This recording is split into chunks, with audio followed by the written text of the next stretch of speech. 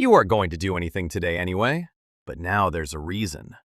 Rain hits the window in a steady wash. Gray light fills the room. Something in you settles before you've even registered why. You make tea you weren't planning to make. You sit somewhere you don't usually sit, just to watch it. You're not doing anything productive, you know this. The rain isn't useful to you in any practical sense. If anything, it's canceling plans, slowing your commute, and making the walk to the store annoying later. And yet, you're pulling the chair closer to the window. You watch individual drops race each other down the glass. You watch the street outside go glossy and dark. Headlights smear across wet asphalt.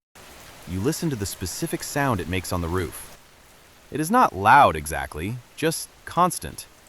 It is a kind of static that somehow isn't unpleasant the way other static is. You notice your shoulders have dropped. You weren't tense a minute ago, not that you knew of, but something in your body just released anyway. It felt like it had been waiting for permission you didn't know you needed to give. You think about how strange this is. Almost nothing else in nature gets this reaction from you. Wind doesn't do this. Bright sun doesn't do this, not in the same specific way.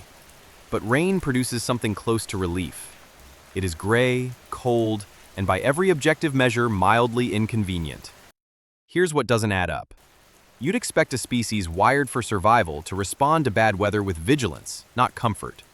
Rain historically meant getting cold, getting sick, losing visibility, and needing to find shelter fast. None of that sounds like something the brain should reward you for enjoying. And yet, here you are, making tea for an event your ancestors would have treated as a problem to solve. So what is rain actually giving your nervous system that a clear day doesn't? The mistake is assuming rain is comforting because it's cozy, or nostalgic, or aesthetically pleasing. Those things help, but underneath all of it is something more mechanical. Rain produces what's known as pink noise. This is a specific sound frequency pattern, denser in low frequencies than the more familiar white noise.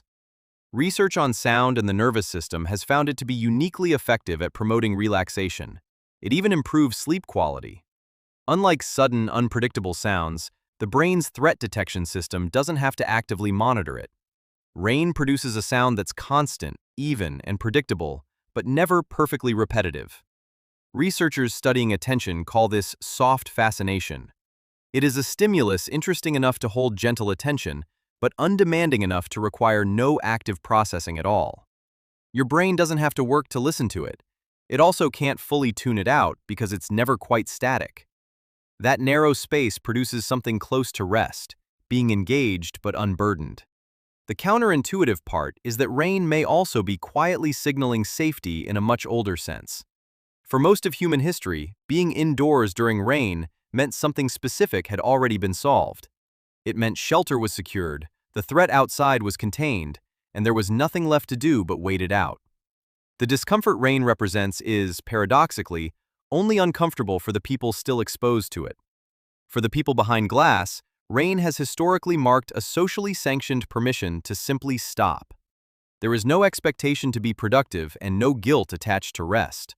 The weather itself is doing the excusing. This is the same mechanism behind why white noise machines help people sleep. It is why ocean sounds are one of the most searched relaxation aids in the world. It is why a single afternoon storm can feel more restorative than an entire calm, sunny day spent doing nothing. You weren't just watching the rain. You were listening to one of the few sounds your nervous system has always trusted completely. You were resting for once, with nothing in you arguing that you should be doing something else.